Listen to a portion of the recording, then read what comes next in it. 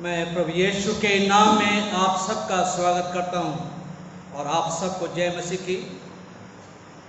परमेश्वर का वचन बताता है 2 कुरिन्थियों उसका 4 अध्याय उसके 6वें पद में इस प्रकार से लिखा है, इसलिए कि परमेश्वर ही है जिसने कहा अंधकार में से ज्योति चमके, और वो वही हमारे हृदयों में चमका कि परमेश्वर की महिमा की पहचान की ज्योति यीशु मसीह के चेहरे से प्रकाशमान हो। हम अपनी इबादत को शुरू करेंगे और कुछ कोरसेस को हम लोग गाएंगे। एक हिम हम गाएंगे, यीशु को मैं सब कुछ देता।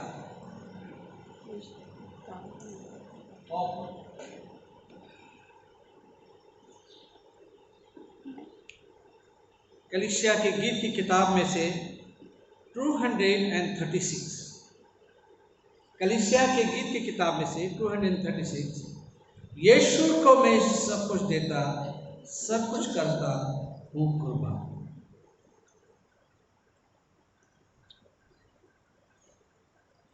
जमात मेहरबानी से अपनी जगह पे खड़े हो जाएं।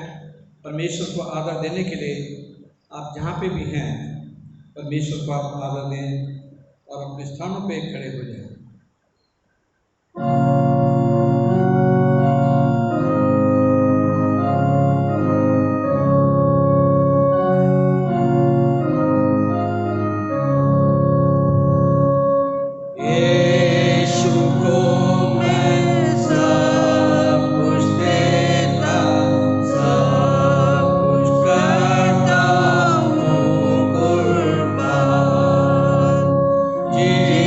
जीऊंगा मैं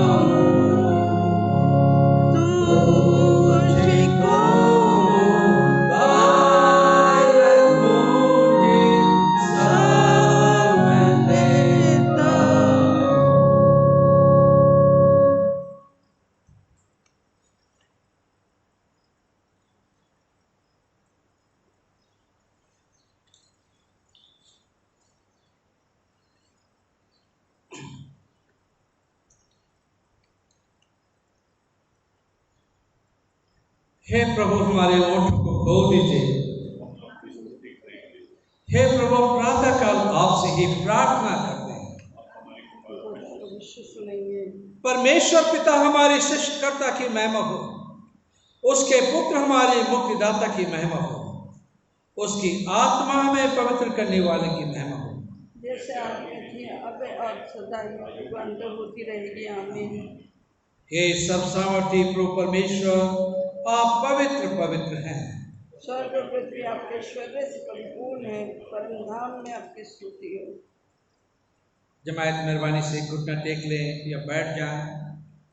हम सर्वशक्तिमान परमेश्वर के सामने दीनता से अपने पापों को स्वीकार करें। साथ मिलकर कहेंगे, हे परम पवित्र और परम दयावान परमेश्वर, हम मानते हैं कि अपने मन, वचन और कर्म से तथा भलाई न करने के कारण आपके विरुद्ध और एक दूसरे के विरुद्ध पाप किया है। इसलिए हम आपसे प्रार्थना करते हैं कि आप हम पर दया करें और हमारे पापों को क्षमा करें। आमीन। सर्वशक्तिमान और दयावान परमेश्वर, हमारे सब पापों को क्षमा करें, उनसे हमें छुटकारा दे, हमें जीवन को सुधारने के लिए अनुग्रह दे और पवित्र आत्मा के सामर्थ्य से हमें परिपूर्ण करें। आमीन। पवित्र बाइबल से पाठ पढ़ा जाएगा पुराने नियम से।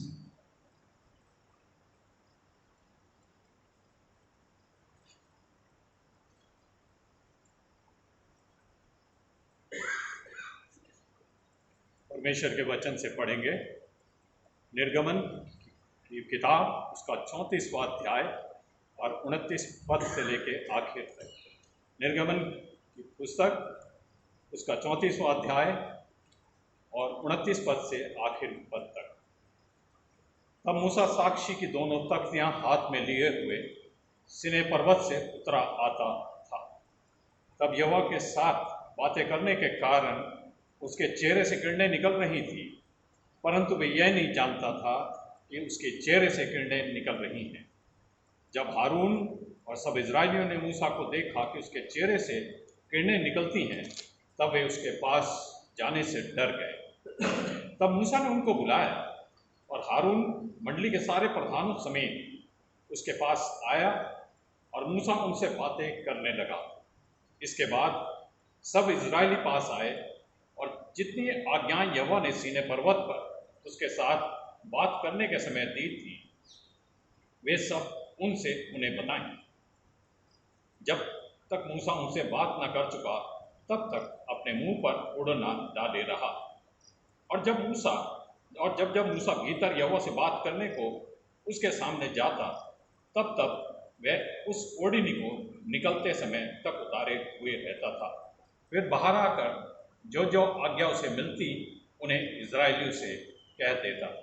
सो इजरायली मूसा का चेहरे देखते थे कि उससे किरणें निकलती हैं, और जब तक वह यहोवा से बात करने को भीतर ना जाता, तब तक वह उस ओढ़नी को डाले रहता था।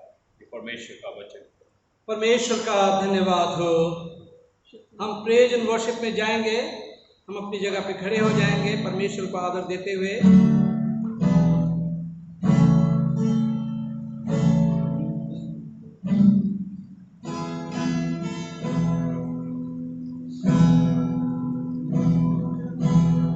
I will enter his gates with thanksgiving in my heart. I will enter his courts with praise. I will sing since the day that the Lord has made. I will rejoice for he has made me glad. He has made me glad. He has made me glad. I will rejoice for he has made me glad. He has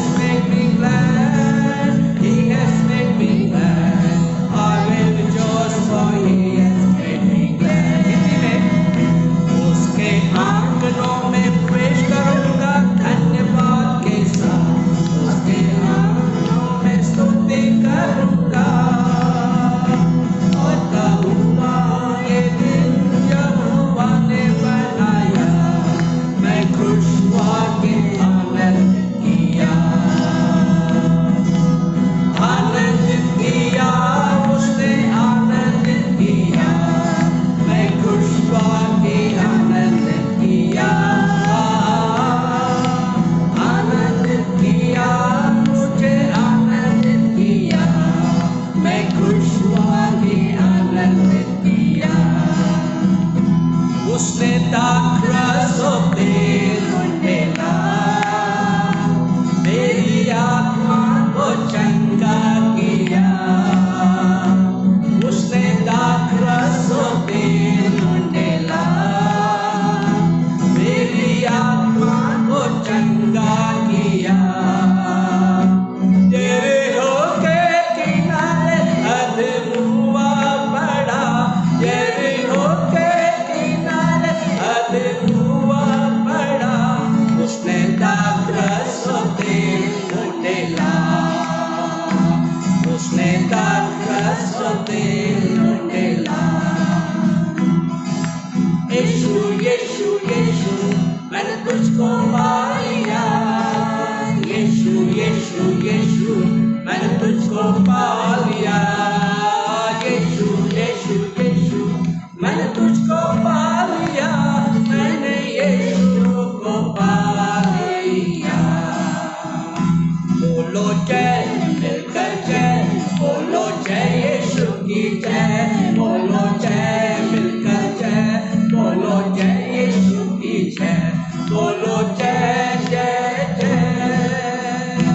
बोलो जय मिलकर जय, बोलो जय यीशु की जय, बोलो जय मिलकर जय, बोलो जय यीशु की जय, बोलो जय जय जय। खुशी खुशी मनाओ, खुशी खुशी मनाओ, खुशी खुशी मनाओ, खुशी खुशी मनाओ। बोलो बोलो मसीहा की जय जय जय, बोलो बोलो मसीहा की जय जय जय। मेरे लिए आया, मेरे लिए जिया, मेरे लिए आया, मेरे लिए जिया। मेरे लिए यीशु ने दुख उठाया, मेरे लिए यीशु ने दुख उठाया। मेरे लिए मारा गया, मेरे लिए गाड़ा गया, मेरे लिए मारा गया, मेरे लिए गाड़ा गया। मेरे लिए बेटे उठा, मेरा है मसीह। मेरे लिए बेटे उठा, मेरा है मसीह। मैं मसीह का हूँ, हम मसीह के हैं। खुशी खुशी मनाओ, खुशी खुशी मनाओ, खुशी खुशी मनाओ, खुशी खुशी मनाओ। बोलो बोलो मसीहा की जय जय जय, बोलो बोलो मसीहा की जय जय जय। यीशु नाम की जय जय हो, यीशु नाम की जय जय हो। इसके हार खाने से मैं चंगा हुआ, यीशु नाम की जय जय हो।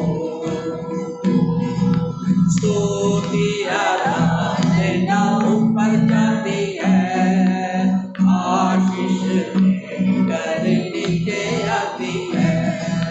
स्तुति आराधना ऊपर जाती है, आशीष लेकर नीचे आती है। प्रभु हमारा कितना महान, देखो हमसे करता है प्यार। प्रभु हमारा कितना महान, देखो हमसे करता है प्यार। Hallelujah hallelujah hallelujah hallelujah. ना तो बल से ना शक्ति से, पर मेरी आत्मा के द्वारा। ना तो बल से ना शक्ति से, पर मेरी आत्मा के द्वारा। ये बात कर जाएगा, पहाड़ टल जाएगा, ये पहाड़ टल जाएगा, और मेरी आत्मा के द्वारा है शब्द तेरी जिंदगी से बेहतर, है शब्द तेरी जिंदगी से बेहतर, होठों से तारीफ मुबारक गाऊंगा, यीशु नाम से मैं हाथ उठाऊंगा, ओ यीशु नाम से मैं हाथ उठाऊंगा, ओ यीशु नाम से मैं हाथ उठाऊंगा, होठों से तारीफ मुबारक गाऊंगा, यीशु नाम से मैं हाथ उठाऊंगा। Thy loving kindness is better than life. Thy loving kindness is better than life. My lips shall praise thee, thus will I bless thee. Thy loving kindness is better than life. I lift my hands up unto thy name. I lift my hands up unto thy name. My lips shall praise thee, thus will I praise thee. Thy loving kindness is better than life. Amen. Praise the Lord Jesus. जमात अपनी जगह पे अपने स्थानों पे खड़ी रहेंगे और इंजील का पाठ पढ़ा जाएगा। इंजील का पाठ लिया गया है लूका की इंजील, लूका की इंजील उसका 9वां अध्याय और उसके 28 पद से लेके 26 पद तक। The Holy Gospel is found in Gospel according to Saint Luke, chapter 9, verses begin from 28 till verse 36। यहाँ इस प्रकार से लिखा हुआ है, इन बातों के कोई 8 दिन बाद पतरस, यूहन्ना और याकूब को साथ लेकर प्रार्थना करने के लिए पहाड़ पर गया। जब वो प्रार्थना कर ही रहा था तो उसके चेहरे का रूप बदल गया और उसके वस्त्र श्वेत होकर चमकने लगा। और देखो, मूसा और एलिया ये 2 पुरुष उसके साथ बात कर रहे थे। ये महिमा सहित दिखाई दिए, उसके मरने की चर्चा कर रहे थे जो यरूशलेम में होने वाला था। पतरस और उसके साथी नींद से भरे थे और जब अच्छी तरह सचेत हुए तो उसकी महिमा और उन दो पुरुषों को जो उसके साथ खड़े थे देखा। जब वे उसके पास से जाने लगे तो पतरस ने यीशु से कहा, ये स्वामी, हमारा यहाँ रहना भला है। अतः हम 3 मंडप बनाए, एक तेरे लिए, एक मूसा के लिए और एक एलिया के लिए। वो जानता न था कि क्या कह रहा है।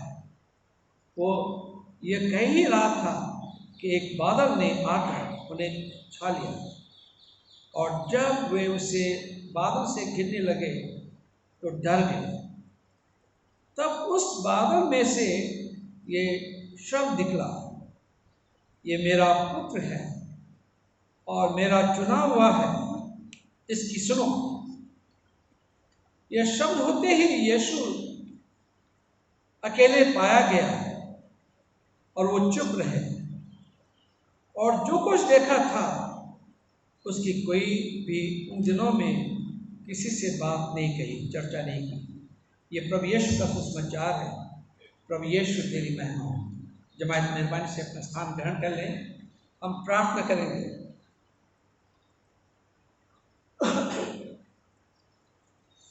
अनुग्रहकारी पिता परमेश्वर, हम इस समय आपके कदमों में आते हैं और धन्यवाद देना चाहते हैं पिता, आज के इस विशेष दिन के लिए, जबकि आज के दिन आपका रूपांतरण हुआ था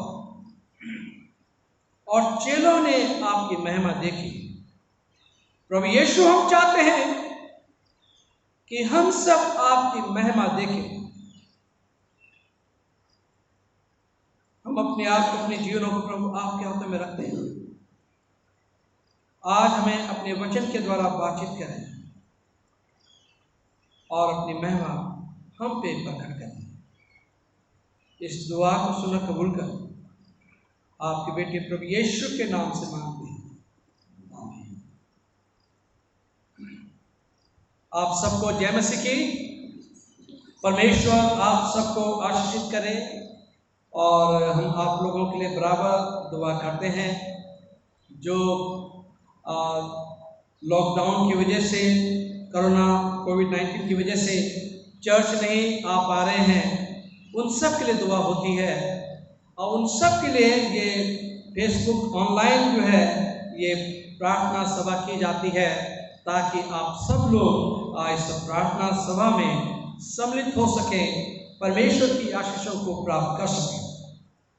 आज का जो दिन है, वैसे तो आज 10th संडे आफ्टर पेंटिकॉस्ट होता है, परंतु जो भी फेस्टिवल होता है बीच में, हम उसे संडे को सेलिब्रेट करते हैं। तो आज माउंट ऑफ ट्रांसफिगरेशन, प्रभु यीशु मसीह का रूपांतरण हुआ था पहाड़ पे और हम उसे सेलिब्रेट कर रहे हैं। हम यहाँ पे देखते हैं कि प्रभु यीशु जो है 3 खास लोगों को अपने साथ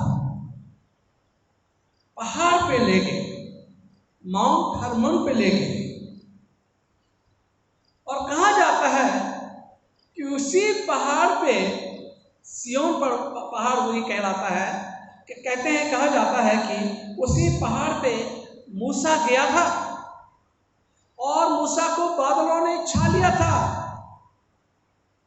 बहुत बड़ा धुआं, और मूसा खुदावन के साथ में 40 दिन रहा और 40 दिन खुदा से बातचीत की।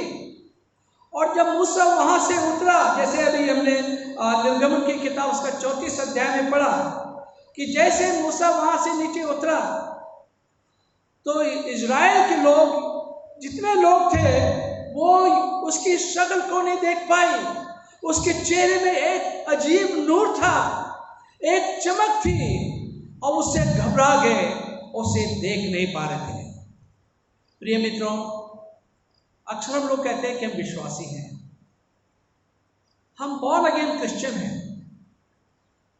तो हमारे चेहरे में वो नूर कहाँ, वो चमक कहाँ?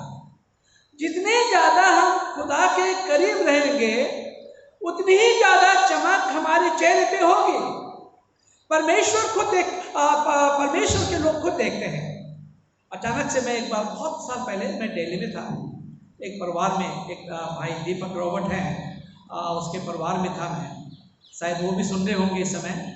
और उनकी मम्मी अब जो प्रभु के पास चली गई हैं, कहने लगी, बेटा मुझे पता नहीं क्या लग रहा है कि आपके चेहरे में अजीब सी रौनक सी लग रही, मैं देख नहीं पा रही आपके चेहरा। मुझे खुद मालूम नहीं था कि ऐसा हो रहा है। परंतु जब जब हम खुदा के साथ में समय बिताते हैं और जितना ज़्यादा खुदा के साथ समय बिताते हैं उतनी ही ज़्यादा चमक हमारे चेहरे पे आने लगती है और खुदा की नज़दीकी हमारे पास होती है और हमारा जीवन जो है बदलने लगता है।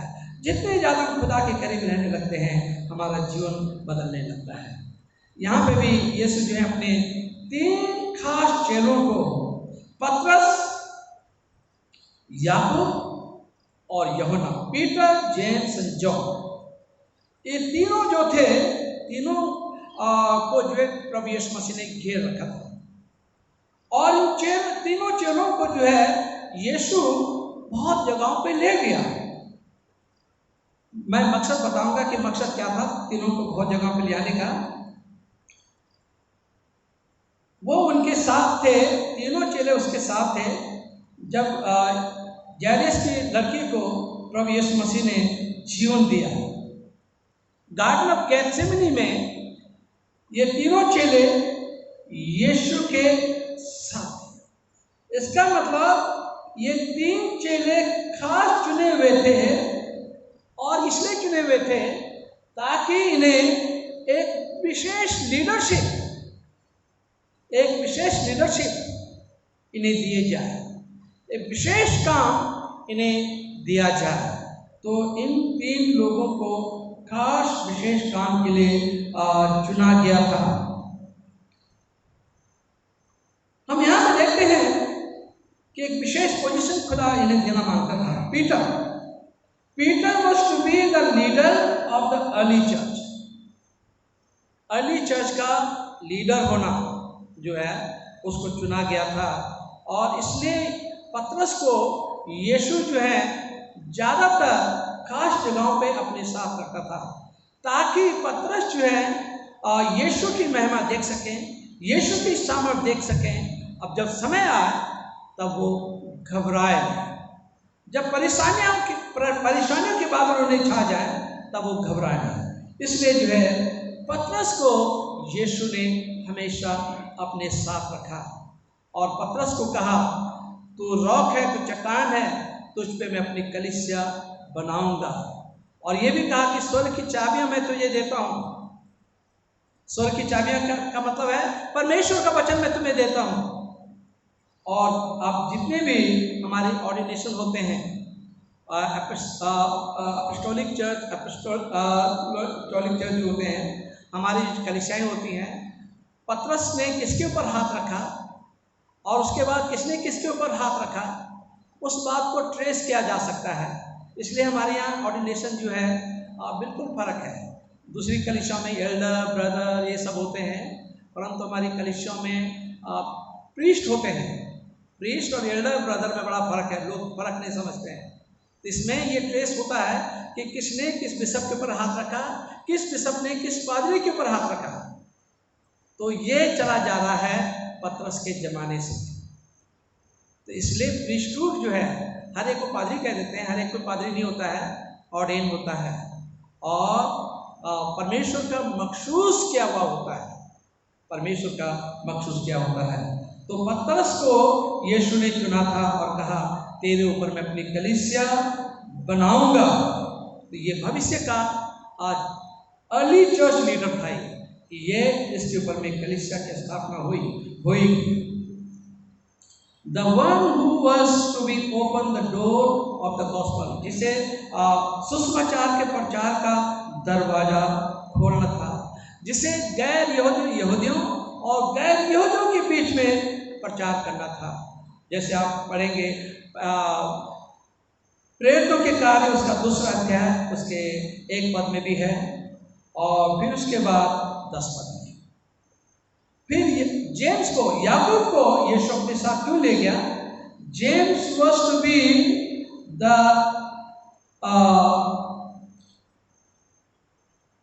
ग्रेट चर्च बिल्डर, और इसको जो है वहां पे यरूशलेम में जो है चर्च की स्थापना करनी थी, चर्च की स्थापना करनी थी। तो उसमें प्रेरितों के कार्य उसका 15 अध्याय उसके 13 पद में हम पाते हैं।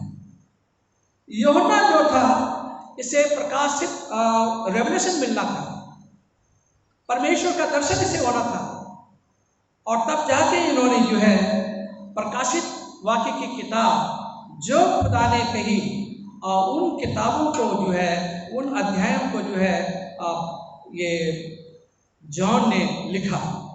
तो ये 3 खास लोग थे जिन्हें यीशु जो है अपने साथ उस पहाड़ पे ले गए, खास पहाड़ पे ले गए, ताकि ये लोग जो हैं परमेश्वर की महिमा देखें, ये जान सकें, ये पहचान सकें कि यीशु कौन है।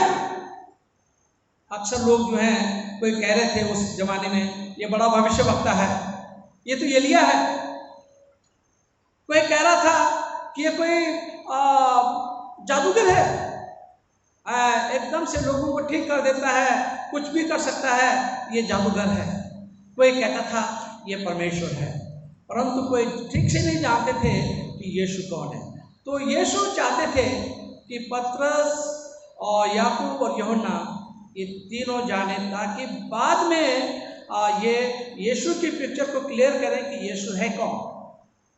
वो जिसके साथ रहते थे, जिसने 5000 के लोगों को, भीड़ को 2 मछली और 5 रोटी में खिला दिया, जिसने कि अंधों की आंखों को ठीक किया, मरे मुर्दों को जिंदा किया, और जिसने दुष्ट आत्माओं को ठीक किया, कोढ़ियों को ठीक किया, लूले लंगड़ों को ठीक किया, वो कौन है?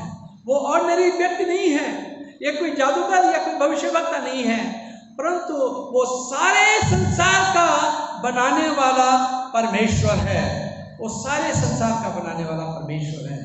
तो ये बात थी, और इसलिए जो है यीशु जो है उन्हें उस पहाड़ पे ले गया।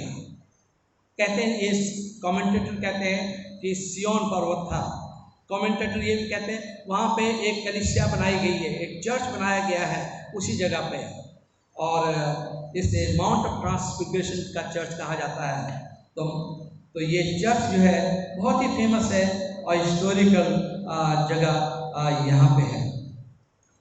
अब हम यहाँ पे देखते हैं, जब यीशु जो है अपने चेलों को ले गए, और वहाँ पे 2 लोग और आ गए। 2 लोग और कौन थे? एक मूसा था, और यहूदी लोगों को मालूम था he was a great law giver. जो 5 किताबें जिसे हम पेंटेटुक कहते हैं,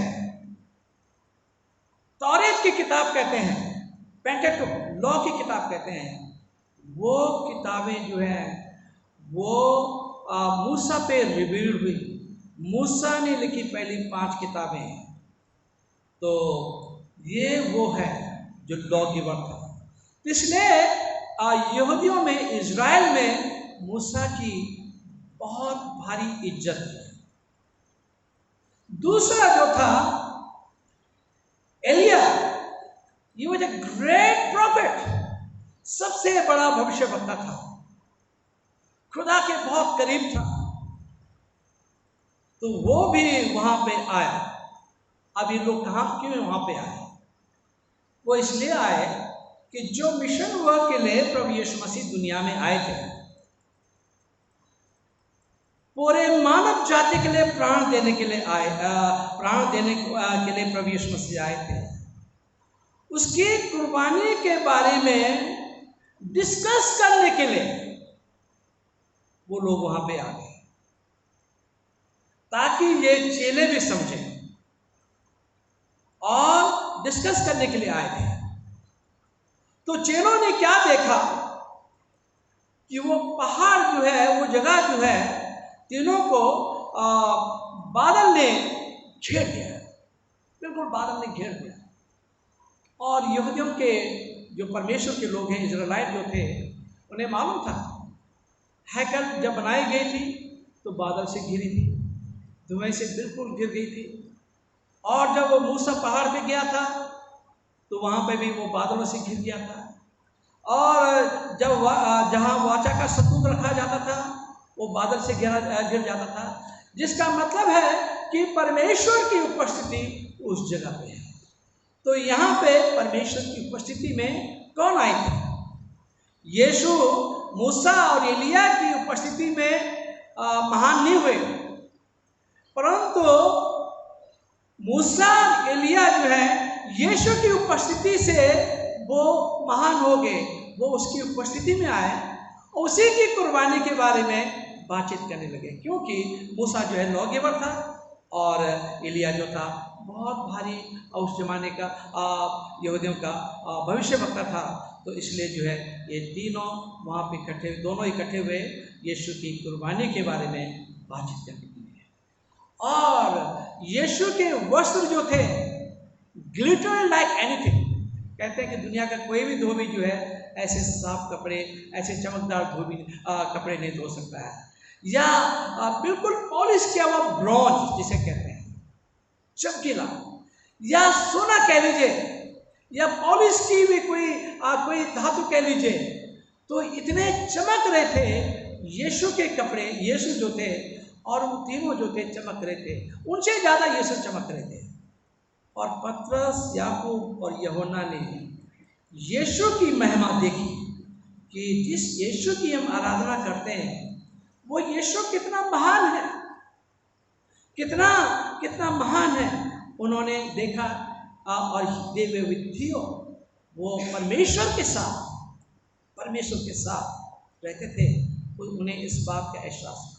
जब उन्हें एहसास हुआ, जब बात समाप्त हो गई, डिस्कशन समाप्त हो गया, तो बादल गायब होने लगा और मूसा और एलिया वहाँ से बिल्कुल चले गए और यीशु जो है नॉर्मल फॉर्म में आ गए। तो उन्होंने क्या कहा, पतरस ने और यूहन्ना ने क्या कहा, प्रभु अच्छा होगा कि हम 3 वेदियां यहाँ पे बना दें, एक मूसा के लिए, एक एलिया के लिए और एक आपके लिए। 3 वेदियां बना दें और हम यहाँ पे रहेंगे। तो यीशु ने एकदम से आवाज आई, आसमान से आवाज आई, ये मेरा प्रिय पुत्र है, इसकी सुनो। मरकुस में जब यीशु का बपतिस्मा हुआ तो क्या कहा, तू मेरा प्रिय पुत्र है, उससे मैं बहुत प्रसन्न हूँ। इसका मतलब अब तो सेवा प्रारंभ करें। और यहाँ पे आवाज आई कि ये मेरा प्रिय पुत्र है, इसकी सुनो। तो यीशु की हमें सुननी चाहिए। तो पतरस और यूहन्ना इसलिए भी वहाँ पे आए थे कि वो समझें कि उन्हें क्या करना है, उन्हें यीशु की बात सुननी है। जो हम विश्वासी हैं, जब तक हम यीशु की बात नहीं सुनते हैं तब तक हम अपने जीवन में, हमारा जीवन सार्थक नहीं हो सकता है, तब तक हमारा जीवन नहीं बदल सकता है जब तक हम यीशु की बात नहीं सुनते। Listening is very very important. हमें साइकोलॉजी में पढ़ाया गया था, पास्टोरल साइकोलॉजी में, कि सुनना जो है बहुत जरूरी है। एकदम से कंक्लूजन पे जंप नहीं करना है। हम एक बात कहें तब तक दूसरा 2 बात कह दें, सुनते नहीं है। हम कह रहे हैं यहाँ पे ये लिखा था, हाँ ब्रदर यहाँ पे ये लिखा, वहाँ पे वो भी लिखा है। एकदम से कंक्लूजन पे जंप करना, ये मालूम नहीं कि क्या बताया जा रहा है, ये कुछ नहीं, परंतु एकदम से कांक्लूजन पे जंप करना। एक बेयरफुट की काउंसलर की किताब मैंने पढ़ी, उसमें यही है कि लोग जो है, जो काउंसलर होते हैं, जो मेच्योर काउंसलर होते हैं, वो एकदम से कंक्लूजन पे जंप कर जाते हैं और अपना डिसीजन दे देते हैं। और अक्सर हम भी यही करते हैं, हम परमेश्वर की आवाज़ को नहीं सुनते हैं और हम अपना निर्णय ले लेते हैं, हम अपना निर्णय ले लेते हैं और परमेश्वर को अपना निर्णय भी दे देते हैं, परंतु हम उसकी आवाज़ को नहीं सुनना चाहते हैं। सारी प्रॉब्लम जो है लोगों की ये है कि लोग ध्यान से नहीं सुनते हैं, क्योंकि listening is very very important. खुदा की सुने, बहुत ध्यान से सुने, बच्चों की सुने तो बड़े ध्यान से सुने, बीवी की सुने तो बड़े ध्यान से सुने, पति की सुने तो बड़े ध्यान से सुने, नहीं तो मिसअंडरस्टैंडिंग हो सकती है और हम कुछ भी सुन सकते हैं। हमने कुछ कहा, दूसरे ने कुछ सुन लिया और ये हमारा मिसकम्युनिकेशन हो जाता है और हम मिसकम्युनिकेशन के कैरियर हो जाते हैं, कैरियर हो जाते हैं हम लोग। मिसकम्युनिकेशन फैलता जाता है। हमने कुछ बताया, क्योंकि उसने ठीक से नहीं सुना तो वो बात का बतंगड़ बन जाता है, मतलब गलत बात लोगों में फैल जाती है। और अक्सर ये होता है कि क्योंकि हमारी लिसनिंग जो है सही नहीं है, हमने ढंग से सुना नहीं है। तो listening is very very important. सुनना जो है, कान को ध्यान से सुनना, एक एक बात को ध्यान से सुनना और उसके बाद कोई भी बात अपने मुंह से निकालना। तो listening is very very important. तो यहाँ पे चेलों को खुदा ने कहा, ये कह दिया, डांट दिया। वो कह रहे थे, प्रभु एक वेदी हम एलिया के लिए बना देते हैं, एक मूसा के लिए बना देते हैं और एक आपके लिए बना देते हैं। तो यीशु ने आवाज आई परमेश्वर की, कहा कि ये मेरा प्रिय पुत्र है, इसकी सुनो। जो ये कह रहा है उसकी सुनो।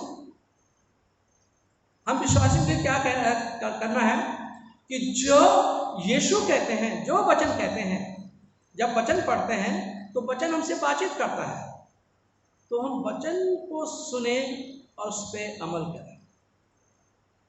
ये जरूरी हमारे लिए कि हम उसकी बात सुनें। अक्सर लोग जो है वचन की बात नहीं सुनते और वचन को अपने ढंग से इंटरप्रेट कर देते हैं। शराबी लोग जो हैं वो इंटरप्रेट कर देते हैं कि कलाम में लिखा हुआ है जो कुछ दुआ करके खाओ पियो सब ठीक है, सब शुद्ध है। वो अपने ढंग से इंटरप्रेट कर देते हैं। कोई अपने ढंग से इंटरप्रेट करता है, कलाम को तोड़ मरोड़ देते हैं, परंतु ये नहीं कि जो हमने सुना है कलाम को, जिस कलाम को हमने सुना है उसमें ध्यान करें कि उसमें हमारे लिए क्या लिखा हुआ है। उसमें हमारे लिए क्या लिखा हुआ है, इसे हम ध्यान पूर्वक सुने। तो लोग ध्यान पूर्वक नहीं सुनते। तो लोगों की प्रॉब्लम खुदा की प्रॉब्लम नहीं है कि आपकी दुआ नहीं सुनी जा रही है। खुदा की प्रॉब्लम नहीं है कि आपकी बात नहीं मानी जा रही है। प्रॉब्लम आपकी है, हमारी है कि हम उसकी बात नहीं सुनते हैं। वो क्या चाह रहे हैं, वो हमें क्या बता रहे हैं, उस बात को हम नहीं सुनते हैं। तो इसलिए परमेश्वर ने इन्हें कहा ये मेरा प्रिय पुत्र है, तुम इसकी बात सुनो। और क्योंकि वो चाह रहे थे, कभी कभी हम क्या होते हैं कि हम इतने ज़्यादा स्पिरिचुअल हो जाते हैं, इतने ज़्यादा स्पिरिचुअल हाइट पे चले जाते हैं कि हम नीचे नहीं देखना मानते हैं। हम लोगों को लगता है कि गैर मसीह हैं, ये विश्वासी नहीं है, ये धर्मी नहीं है, मैं धर्मी हूँ। अब देखो हम यीशु के साथ रहते हैं, मैं ज़्यादा धर्मी हूँ, मैं ज़्यादा बाइबल पढ़ता हूँ, और लोगों को हम लुक डाउन करते हैं। मैं अक्सर कहता हूँ कि हमें मालूम नहीं है कि फलाने के रिलेशनशिप परमेश्वर के साथ क्या है। जरूरी नहीं है कि जो रिलेशनशिप हमारे खुदा के साथ हों वो उनके भी हों। सबके इंडिविजुअल खुदा परमेश्वर है और सबके इंडिविजुअल रिलेशनशिप हैं परमेश्वर के साथ। तो जरूरी नहीं है कि वो हमारी तरह बन जाए। तो अक्सर हम लोगों को लुक डाउन करते हैं कि वो ऐसा नहीं है, वो ऐसा नहीं है। ठीक है, तो इन बातों का ध्यान रखना चाहिए कि हमें परमेश्वर की आवाज़ को सुनना चाहिए। तो यीशु जब उन्होंने सुना कि उन्होंने सुना कि मेरा प्रिय पुत्र है, इसकी सुनो, तब उन्होंने सुनी और यीशु ने उन्हें चेतावनी दी, तुम इस बात को किसी को नहीं बताना।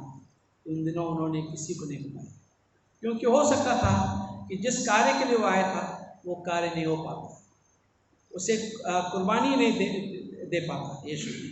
इसलिए जो है वो दुनिया में आया ताकि तमाम मानव जाति के लिए कुर्बानी दे सके, मानव जाति के लिए अपना लहू बहा सके, और जो कोई उस पर विश्वास करे वो परमेश्वर की महिमा में दाखिल हो सके, परमेश्वर की महिमा में जा सके। ये बात प्रभु यीशु मसीह चाहते हैं।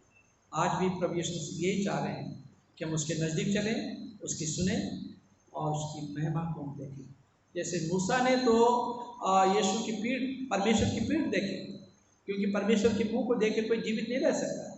परंतु हमारे पास वो मौका आने वाला है जब हम परमेश्वर को आमने सामने देखेंगे और हम उसके साथ उसकी महिमा में दाखिल होने के लिए उसकी आवाज़ को सुनना बहुत ज़रूरी है। और जो वो कहते हैं वो हमें करना चाहिए। अपनी सलाह परमेश्वर को ना दें, परंतु परमेश्वर की सलाह सुनें, और परमेश्वर जो है आपकी तमाम चिंताओं को दूर करेगा, तमाम परेशानियों को दूर करेगा, आपकी दुआ को परमेश्वर सुनेगा। इस बात को ध्यान दें। आज आप लोग यहाँ पे बैठे हैं, मुझे मालूम नहीं कि क्या आपकी चिंताएं हैं, परंतु आज मैं परमेश्वर के भवन से बोल रहा हूँ यहाँ पे कि परमेश्वर आपकी चिंताओं से आपको मुक्त करेगा। क्योंकि पहला पत्रस उसका दूसरा पत्रस उसका 5 अध्याय उसके 7 पद में लिखा है, be not be anxious of anything because I care for you. तुम किसी बात की चिंता मत करो क्योंकि मुझको तुम्हारा ध्यान है। तो परमेश्वर देख रहा है, परमेश्वर को आपकी चिंता है, उसकी सुनो और परमेश्वर आपकी चिंता दूर कर देगा, बीमारियां दूर कर देगा, परेशानियां दूर कर देगा, ज़रूरतें पूरी कर देगा और नौकरियां मिल जाएंगी और तमाम चीज़ें सब कुछ सही हो जाएंगी। सिर्फ हमें उसकी आवाज़ सुनने की जरूरत, बस लिसन टू हिम। ये मेरा प्रिय पुत्र है, इसकी सुन। और जब तक हम उसकी प्रिय पुत्र की नहीं सुनेंगे तब तक कुछ होने वाला नहीं, तब तक हमारे जीवन में कुछ होने वाला नहीं। उसकी सुने, अपनी ना कहें, उसकी सुने। और उसकी सुनेंगे तो आपकी तमाम योजनाएं सफल हो जाएंगी, चिंताएं दूर हो जाएंगी, बीमारियां ठीक हो जाएंगी, और जो भी क्राइसिस आपको है वो सारी क्राइसिस भी ठीक हो जाएंगी। सिर्फ उसकी सुने और परमेश्वर आप सबको आशीष करें। प्रार्थना करेंगे। प्रार्थना में जाने से पहले मैं चाहूँगा कि हम दान दे दें, ताकि एक साथ प्रार्थना हम लोग कर लें। प्रार्थना में जाने से पहले एक हम कोरस गाते हैं और उसी के साथ आज का दान भी दिया जाएगा।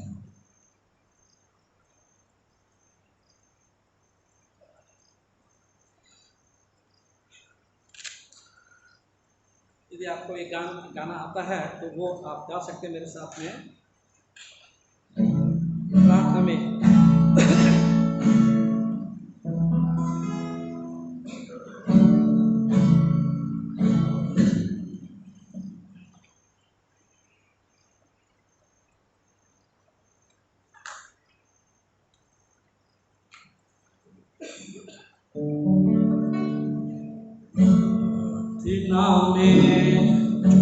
मुझे मांगा पूरा करो अरे माँ,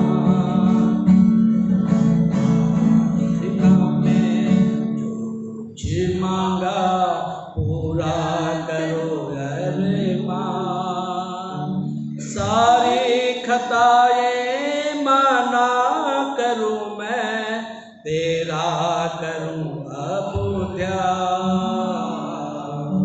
प्रार्थना में जो कुछ मांगा पूरा करो अरे माँ।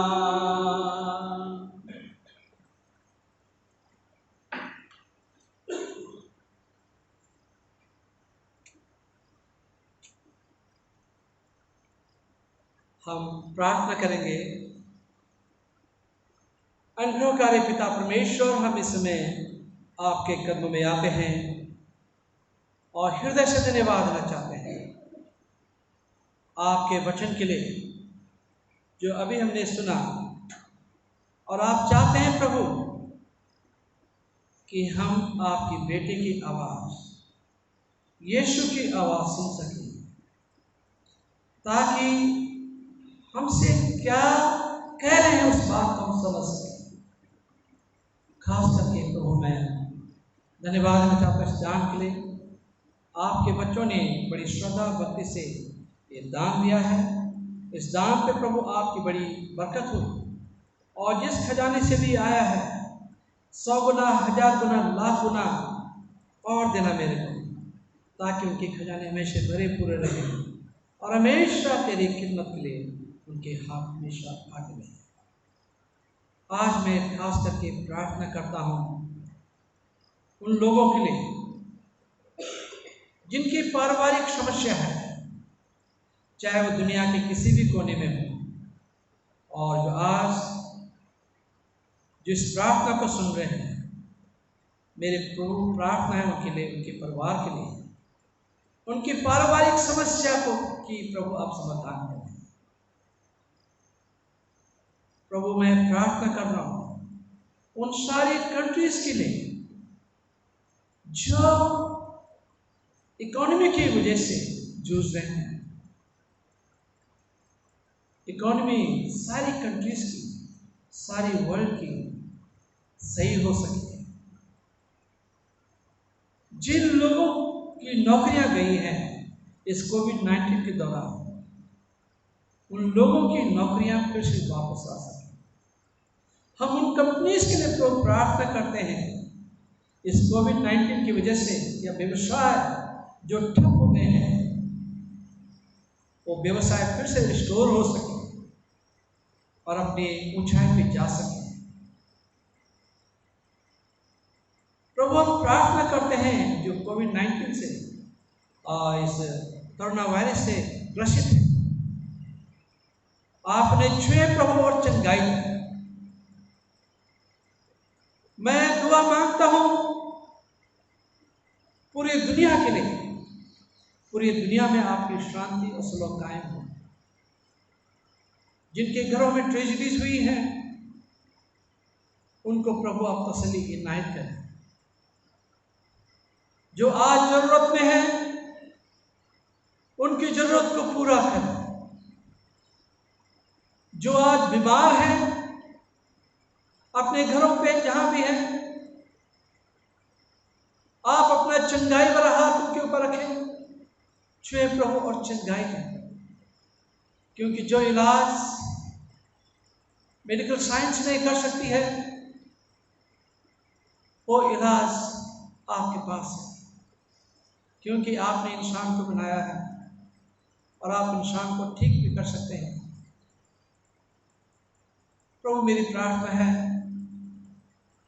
अपने उत्तराखंड स्टेट के लिए, जबकि कोरोना वायरस के नंबर्स बढ़ रहे हैं, प्रभु होने दे कि एकदम से ये कोरोना वायरस हमेशा के लिए उत्तराखंड से और पूरी दुनिया से, हमारे भारत देश से हमेशा के लिए समाप्त हो जाए। हम दुआ मांगते हैं अपने हाकिमों के लिए, president, prime minister, chief ministers, जितने भी स्टेट्स हैं उन सब के गवर्नर्स, सब के लिए प्रभु हम प्रार्थना करते हैं। सबको प्रभु आप सबका मार्गदर्शन करें ताकि अपने अपने मुल्कों को, अपने स्टेट्स को उनका सही मार्गदर्शन कर सकें और ज़रूरतमंदों की मदद के लिए आगे आ सकें। प्रभु हम प्रार्थना करते हैं अपने सीनेट के लिए, मॉडरेटर के लिए, जनरल सेक्रेटरी के लिए, हमारे बिशप, हमारे प्रांत के बिशप डॉक्टर प्रेम प्रकाश नाविल के लिए, उनके परिवार के लिए, अपने सारे प्रेस्बिटर्स के लिए हम प्रार्थना करते हैं। सबके साथ और सबको आशीषित कर, हर एक की जरूरत को पूरा करें, परेशानी को दूर करें और कलीसियाई काम बढ़ता जाए। हम धन्यवाद देना चाहते हैं पिता कि इतनी सारी समस्याओं के बावजूद लोगों के पास वचन जा रहा है। हम हृदय से प्रभु आपके बारे हैं।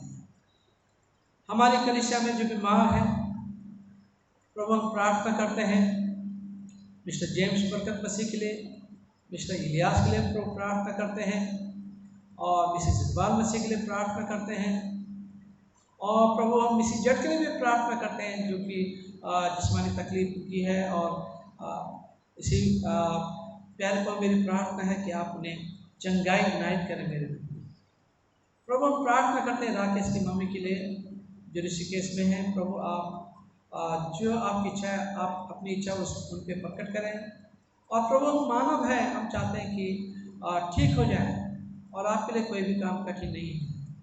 प्रभु आप जीवन देने वाले प्रभु हैं, आप जीवन भी दे सकते हैं। हम हृदय से प्रभु आपके वारी हैं कि आप हमारी दुआओं को सुनते हैं। हमारी कलीसिया में अगर कोई भी ज़रूरतमंद है आप उनकी ज़रूरत को पूरा करें। यदि कोई भी किसी परेशानी से जूझ रहा है उनकी परेशानी को प्रभु आप दूर करें। और इन आखिरी दिनों में मेरे प्रभु हम सब आपके करीब आएँ और आपकी आवाज़ को सुने कि आप हमसे क्या कह रहे हैं। फिर से हम अपनी कलीसिया को, अपने भारत देश को, अपने पूरी कलीसियाओं को आपके हाथ में रखते हैं। इस दुआ को सुन और कबूल कर आपके बेटे प्रभु यीशु के नाम से मांगते हैं। प्रभु की प्रार्थना साथ मिलकर कहेंगे, आए हमारे बाप जो आसमान में है, तेरा नाम पाक जाए, तेरी बादशाह आए, तेरी मर्जी आसमान की होती है जमीन पर भी हो। हमारे रोज की रोटियां हमें बख्श दे, जिस प्रकार से हम माफ करते हैं हमारे कसूरों को माफ कर, हमें आजमाइशों में पड़ने दे बल्कि बुराई से बचा, क्योंकि बादशाह कुदरत जलाल हमेशा तेरी है। और पिता परमेश्वर का प्रेम, प्रभु यीशु का अनुग्रह और पवित्र आत्मा की सहभागिता विश्वास के साथ, खास करके हमारी कलीसिया के साथ हमारे डायसिस के साथ और चर्च ऑफ नॉर्थ इंडिया के साथ और पूरी दुनिया के साथ आज हमेशा सलामती से होके जाओ, खुदावन से मोहब्बत रखो और उसकी खिदमत करो। खुदावन यीशु मसीह के नाम से।